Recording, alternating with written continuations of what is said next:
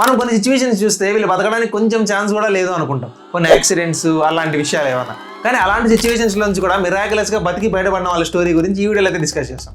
Video అయితే చాలా ఇంట్రెస్టింగ్గా ఉంటుంది, లాస్ట్ వరకు అయితే పక్కా చూడండి. సో ఈరోజు నేను డిస్కస్ చేయబోయే మెడికల్ మిరాకిల్స్ గురించి చిన్న గ్లిమ్స్ అయితే ఇస్తాను. ఈ గ్లిమ్స్ విన్న తర్వాత మీరు వీడియోని లాస్ట్ వరకు అయితే చూస్తారు. సో ఈరోజు మనం మాట్లాడుకోబోయే ఫస్ట్ ఇన్సిడెంట్ ఏంటంటే 2 hours పైగా హార్ట్ ఆగిపోయి బ్రీతింగ్ ఆగిపోయి క్లినికలీ డెడ్ అయినా కూడా మరీ రిటర్న్ బతికిన మనిషి ఇన్సిడెంట్. సెకండ్ ఇన్సిడెంట్ ఏంటంటే ఒక 4 feet ఐరన్ రాడ్ తలలోంచి ఒక సైడ్ నుంచి ఎంటర్ అయ్యి ఇంకో సైడ్ నుంచి బయటకు వచ్చేస్తే బ్రెయిన్లో హోల్ చేసుకుని అయినా కూడా బతికి నార్మల్ లైఫ్ లీడ్ చేసిన ఒక మనిషి ఇన్సిడెంట్. సో ఈ 2 ఇన్సిడెంట్స్ అయితే ఈ వీడియోలో అయితే మాట్లాడబోతున్నాను. వీడియో చాలా ఇంట్రెస్టింగ్ ఉంటుంది, ఖచ్చితంగా మిస్ కావడం చూడండి. ఈ రోజు మన వీడియోలో ఫస్ట్ మెడికల్ మిరాకిల్ జరిగిన పర్సన్ పేరు యానా బ్యాగెన్హోఫ్.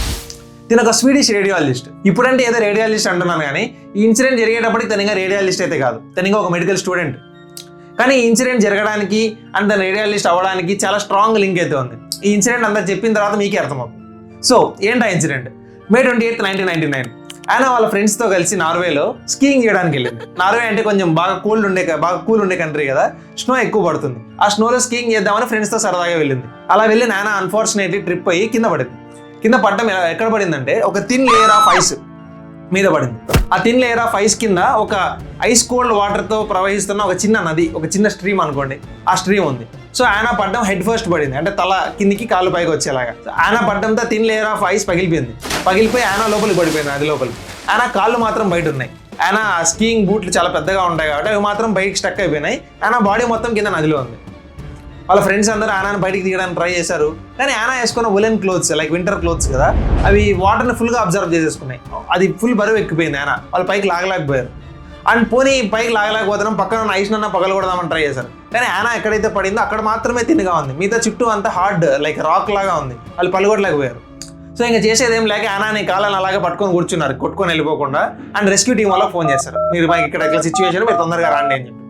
కింద యానా ఏం చేస్తుందంటే వాటర్లో ఊపిరి ఆడదు కాబట్టి తను కష్టపడి తలనొక్కటి కదిలిచ్చి ఒక చిన్న పాకెట్ ఆఫ్ ఎయిర్ని అయితే ఎత్తుక్కుంది. అంటే కింద ప్రవహిస్తున్న నదికి పైన ఉన్న థిన్ లేయర్ ఆఫ్ ఐస్కి మధ్యలో ఎక్కడన్నా కొన్ని థిన్ పాకెట్ ఆఫ్ ఎయిర్ ఉంటుంది, అంటే చిన్నగా మధ్యలో గ్యాప్ ఉంటుంది. ఆ గ్యాప్ని ఎత్తుక్కొని తన తలనొక్కటి మూవ్ చేసి తన ముక్కునొక్కటి ఆ పాకెట్ ఆఫ్ ఎయిర్లో పెట్టి ఊపిరి పీల్చుకుంటూ ఉంది. ఇలానే 40 minutes ఊపిరి పీల్చుకుంది. కానీ ఈ 40 minutes తర్వాత జరిగింది మెడికల్ మిరాకిల్ అని చెప్పుకోవాలి. ఏం జరిగింది 40 minutes తర్వాత అంటే ఆ ఎంప్టీ పాకెట్ ఆఫ్ ఎయిర్లో ఉండే ఆక్సిజన్ మొత్తం అయిపోయింది. ఇంకా అదంతా అంతసేపు ఆయన ఎక్సైల్ చేసిన కార్బన్ డైఆక్సైడ్తో నిండిపోయింది. అండ్ మోర్ ఓవర్ ఆయన అంతసేపు చల్లని వాటర్లో, తన బాడీ మొత్తం చల్లని వాటర్లో ఉండడం వల్ల తన బాడీ టెంపరేచర్ చాలా పడిపోయింది. సో ఆయన బాడీకి షాక్ లాగా అయింది, ఆక్సిజన్ లేదు ప్లస్ టెంపరేచర్ ఇంత పడిపోవడంతో ఆయనకు కార్డియాక్ అరెస్ట్ అయితే జరిగింది. అంటే ఆయన హార్ట్ అయిపోయింది. అంటే ఆ 40 minute మార్క్ నుంచి ఆయన క్లినికలీ డెడ్, బ్రీతింగ్ లేదు, హార్ట్ బీట్ లేదు, కాన్షియస్లో లేదు, కంప్లీట్ డెడ్ ఆయన. అలానే ఒక 40 minutes కిందనే ఉంది. తర్వాత 40 minutes తర్వాత రెస్క్యూ టీమ్ వాళ్ళు వచ్చారు, ఆయనను బయటికి తీశారు. బయటికి తీసి చూస్తే ఆయన body temperature 13.7 degrees Celsius. Normal human body temperature అయితే 37 degrees Celsius. 35 degrees కంటే తగ్గితే హైపోథెర్మియా, చాలా డేంజరస్ కండిషన్ అని చెప్తారు. ఆయన బాడీ చూస్తే 13 degrees Celsius, one of the lowest ever recorded temperatures in humans. కానీ యాక్చువల్గా చెప్పాలంటే ఈ లోయెస్ట్ టెంపరేచర్ ఆయన ప్రాణాన్ని అయితే కాపాడదు. ఎలా అంటారా, యాక్చువల్ మన హ్యూమన్ బాడీలో హార్ట్ ఆగిపోయింది అనుకోండి, మన బ్రెయిన్కి 6 to 8 minutes మాత్రమే టైం ఉంటుంది. ఆ 6 to 8 minutes తర్వాత బ్రెయిన్ డెడ్ అవ్వడం స్టార్ట్ అవుతుంది ఆక్సిజన్ లేకపోవడం వల్ల. అండ్ ఒక 20-25 minutes తర్వాత బ్రెయిన్ కంప్లీట్గా డెడ్ అయిపోతుంది. కానీ యాక్చువల్గా ఆయన బాడీ టెంపరేచర్ ఇంత లో ఉండడం వల్ల ఆయన బాడీ ఆర్గాన్స్ మొత్తము అండ్ ముఖ్యంగా ఆయన బ్రెయిన్కి కావాల్సిన ఆక్సిజన్ చాలా తగ్గిపోయింది. అంటే ఆక్సిజన్ డిమాండ్ తగ్గిపోయింది. నార్మల్గా వాటికి కావాల్సిన ఆక్సిజన్ కంటే జస్ట్ 10%, నార్మల్గా వాటికి కావాల్సిన ఆక్సిజన్లో జస్ట్ 10% ఉంటే సర్వైవ్ కాగలిగి అనే స్టేట్కి వచ్చేసినాయి, అంటే ఒక స్టేట్ ఆఫ్ హైబర్నేషన్కి వచ్చేసినాయి. సో అందుకే ఇంత లో టెంపరేచర్ ఉండడం వల్లనే ఆయనకు అంతసేపు హార్ట్ ఆగిపోయినా కూడా తన బ్రెయిన్కి డ్యామేజ్ అయితే అంతగా కాలేదు. సరే ఆయనను బయటికి తీశారు. ఆయన బాడీ టెంపరేచర్ చూస్తే 13 degrees ఉంది. ఫ్రెండ్స్ అందరూ కొంచెం CPR ఇవ్వడానికి ట్రై చేశారు. ఆ CPR వల్ల కొంచెం ఆయన హెల్ప్ అయితే అయింది, ఆయన బ్రెయిన్కి ఇంకొంచెం ఆక్సిజన్ అయితే పోయింది. కానీ ఇంకా ఆయన హార్ట్ అయితే స్టార్ట్ కావలేదు. సో వెంటనే ఆయన హాస్పిటల్కి తీసుకెళ్దామని బయలుదేరారు. హాస్పిటల్కి తీసుకెళ్లారు. హాస్పిటల్లో వాళ్ళు ఆయనని చాలా స్లోగా వార్మ్ చేయడం మొదలుపెట్టారు. ఫాస్ట్గా తనని వచ్చింది కదా అని ఫుల్గా వార్మ్ చేసేస్తే తన బాడీ అయితే తట్టుకోలేదు, ఆ షాక్కి చనిపోతుంది. ఆల్రెడీ చనిపోయింది, ఇంకా తనని బతికే ఛాన్స్ కూడా అసలు ఉండదు. సో అందుకే వాళ్ళు తన బాడీని స్లోగా వార్మ్ చేసుకుంటూ వచ్చారు. తన బాడీలో బ్లడ్ని బయటికి తీసి డిగ్రీ బై డిగ్రీ వార్మ్ చేసుకుంటూ స్లోగా లెవెల్ పంపించారు. ఇలా చేసిన కొద్దిసేపటికి ఆయన హార్ట్ అయితే మరి రీస్టార్ట్ అయింది, ఆయన బ్రీతింగ్ రీస్టార్ట్ అయింది, ఆయన కాన్షియస్నెస్లోకి అయితే వచ్చింది. కానీ ఆయన నెక్ కింద బాడీ ఏది పనిచేయట్లేదు, కంప్లీట్ ప్యారలైజ్ అయిపోయింది. ఈ సిచ్యువేషన్ చూసి ఆయన ఏడ్చుకుంటూ ఫ్రెండ్స్ అందరినీ తిట్టిందంట, నన్ను ఎందుకు కాపాడారు, ఇట్లా బతకడానికి కాపాడారా, లైఫ్ లాంగ్ నన్ను చంపేయాల్సిందే, నన్ను ఆడే వదిలేయాల్సిందే. అంత డిప్రెసివ్ స్టేట్లోకి వెళ్ళిపోయింది ఆయన. అయినా డాక్టర్లు వినకుండా 100 మంది డాక్టర్లు దాదాపు 9 గంటలు కంటిన్యూస్గా పనిచేసి ఆనా బాడీని నార్మల్ స్టేట్కి అయితే తెచ్చారు. బట్ ఇంకా ఆనా బాడీ అయితే పనిచేయట్లేదు. ఇంకా ఆనా ఫిజియోథెరపీ, రీహాబిలిటేషన్ థెరపీ ఇవన్నీ ఇవ్వడం మొదలుపెట్టారు. ఆనా కూడా బలవంతంగానే తీసుకుంది. బట్ 2-3 మంత్స్ తర్వాత మిరాక్యులస్గా ఆనా బాడీలో మూవ్మెంట్ స్టార్ట్ అయింది. అండ్ అరౌండ్ 1 ఇయర్కి ఆనా నార్మల్ పర్సన్ లాగా అయిపోయింది. తన బాడీ మొత్తం నార్మల్ పర్సన్ లాగా పనిచేస్తుంది. కానీ తన హ్యాండ్ ఫింగర్స్ అండ్ తన లెగ్ ఫింగర్స్ మాత్రం కొంచెం ఎఫెక్ట్ అయ్యాయి. అవి చాలా ఎక్స్ట్రీమ్లో ఉంటాయి కాబట్టి ఆక్సిజన్ ముందే సరిగ్గా అందదు. ఇంకా అలాంటి కోల్డ్ టెంపరేచర్లో ఆక్సిజన్ అంతసేపు అందకపోవడం వల్ల తన ఫింగర్స్ మాత్రం కొంచెం డ్యామేజ్ అయితే తీసుకున్నాయి, నర్వ్ డ్యామేజ్ తీసుకున్నాయి. సో అందుకే ఫింగర్స్లో కొంచెం సెన్సేషన్ లేకపోవడం, ఫింగర్స్ కొంచెం వనకడం ఇవన్నీ మొదలైంది. యాక్చువల్గా ఆనాకి సర్జన్ కావాలని డ్రీమ్ అంట ఇన్సిడెంట్ జరిగే ముందు. కానీ ఇలాంటి ఫింగర్స్తో సర్జన్ అయితే అవ్వలేరు. సర్జన్కి ఫింగర్స్ చాలా షార్ప్గా ఉండాలి కదా. సో సర్జన్ కావాలన్న డ్రీమ్ అయితే వదిలేసింది. సో అప్పుడే రేడియాలజీని అయితే సెలెక్ట్ చేసుకుని స్పెషలైజేషన్ సెలెక్ట్ చేసుకుని తనని ఏ హాస్పిటల్ అయితే కాపాడారో అదే హాస్పిటల్కి రేడియాలజిస్ట్గా మరి రిటర్న్ వచ్చింది. ఇప్పటికీ అదే హాస్పిటల్లోనే రేడియాలజిస్ట్గా పనిచేస్తుంది ఆనా. సో ఇది దాదాపు 2 hours క్లినికలీ డెడ్ అయ్యి అంటే చనిపోయి మళ్ళీ రిటర్న్ వచ్చిన ఆనా స్టోరీ అయితే. ఈ స్టోరీనే చాలా ఇంట్రెస్టింగ్ గా ఉంది కదా. యాక్చువల్గా నెక్స్ట్ చెప్పబోయే స్టోరీ ఇంకా కొంచెం ఇంట్రెస్టింగ్ అయితే ఉంటుంది, చూడండి. సో ఈ రోజు మన మెడికల్ మిరాకిల్ సిరీస్ లో సెకండ్ ఇన్సిడెంట్. మెడికల్ మిరాకిల్ జరిగిన సెకండ్ పర్సన్ వచ్చేసి ఫినియస్ గేజ్. ఇన్సిడెంట్ జరిగింది 1848లో జరిగింది, యూఎస్ఏలో జరిగింది. ఈ ఇన్సిడెంట్ జరిగేటప్పటికి ఫినియస్ గేజ్ ఒక 25-year-old రైల్ రోడ్ వర్కర్ అంటే రైలు పట్టాలు వేయడానికి వర్క్ చేస్తూ ఉంటారు కదా, అట్లా వర్క్ చేస్తూ ఉండేవాడు. అలా ఫినియస్ గేజ్ ఒకసారి ఈ పట్టాలు వేయడానికి వర్క్ చేస్తూ ఉన్నప్పుడు ఒక రాయి అడ్డం వచ్చింది పట్టాల పాతలో. సో నార్మల్గా ఇలా అడ్డం వచ్చినప్పుడు ఏం చేస్తారంటే రాయిని పేల్చేస్తారు.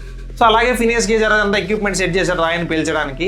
కానీ ఇంపార్టెంట్ పార్ట్ శాండ్ అని ఉంటుంది, ఇసుక వేస్తారు లాస్ట్లో ఆ పేలుడు పదార్థం మన మీదకి రాకుండా. కానీ ఆ రోజు ఇసుక వేయడం మర్చిపోయాడు ఫినియస్.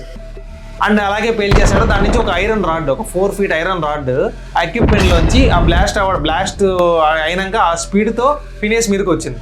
ఫినియస్ చీక్ అంటే ఫినియస్ లెఫ్ట్ చీక్ అంటే ఎడమ చెంపలోకి ఎంటర్ అయ్యి లెఫ్ట్ కన్ను వెనకాల నుంచి బ్రెయిన్లోకి బొక్క పెట్టుకొని బయటకు అయితే వచ్చేసి. ఇది వినడానికి చాలా ఇబ్బందిగా ఉండొచ్చు, లైక్ ఏదో ఫైనల్ డెస్టినేషన్ మూవీ సీన్ లాగా ఉండొచ్చు, కానీ ఇది రియల్గా జరిగిన స్టోరీ. ఇంకా బిజార్ థింగ్ ఏంటంటే ఇదంతా జరిగిన తర్వాత కూడా ఫినియస్ మాట్లాడుతున్నాడు, నార్మల్గా బిహేవ్ చేస్తున్నాడు, పక్కన వాళ్ళు కొంచెం హెల్ప్ చేస్తే నడుస్తున్నాడు కూడా.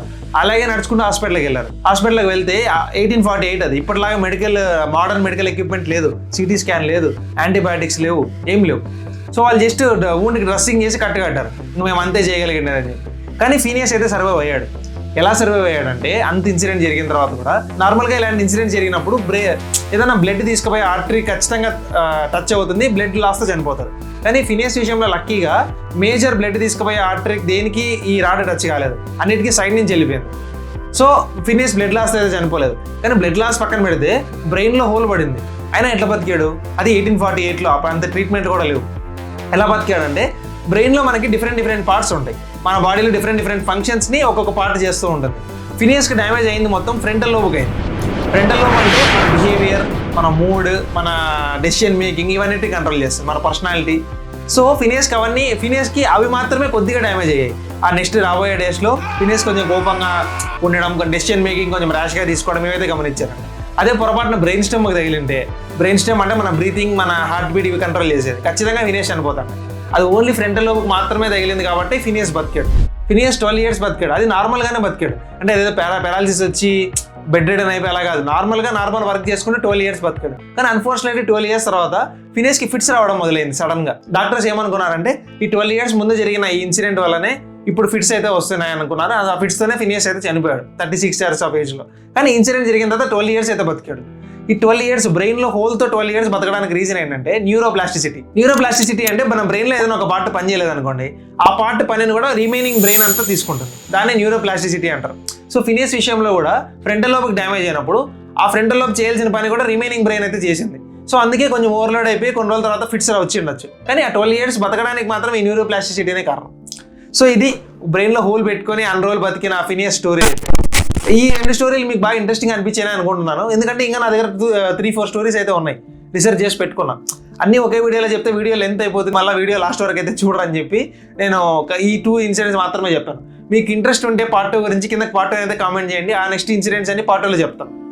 అండ్ దానికంటే ముందు మీకు ఫస్ట్ ఈ వీడియో నచ్చితే, ఈ వీడియో ఇన్ఫర్మేటివ్గా అనిపించి వీడియో బాగా చెప్తున్నాను అనిపిస్తే ఖచ్చితంగా వీడియో లైక్ అయితే చేయండి, మీ ఫ్రెండ్స్ అందరికీ షేర్ చేయండి, మీ మెడికల్ ఫ్రెండ్స్కి ఎస్పెషల్లీ. అండ్ నేను ఇలాగే హెల్త్ విషయంలో కొన్ని వీడియోస్ చేస్తూ ఉంటాను, like interesting videos, fun videos. Health అనేది ఏదో ముసలి వాళ్ళు, ఏజ్ అయిపోయిన పీపుల్ ఒక్కటే తెలుసుకోవాల్సిన విషయం కాదు, యంగ్ పీపుల్ కూడా హెల్త్ గురించి బేసిక్ నాలెడ్జ్ ఉండాలి, ఎందుకంటే హెల్త్ అనేది చాలా ఇంట్రెస్టింగ్ టాపిక్ అని నా ఒపీనియన్, నా థీమ్. సో దాన్ని మీరు సపోర్ట్ చేయాలనుకుంటే ఖచ్చితంగా ఛానల్ అయితే సబ్స్క్రైబ్ చేసి పెట్టుకోండి.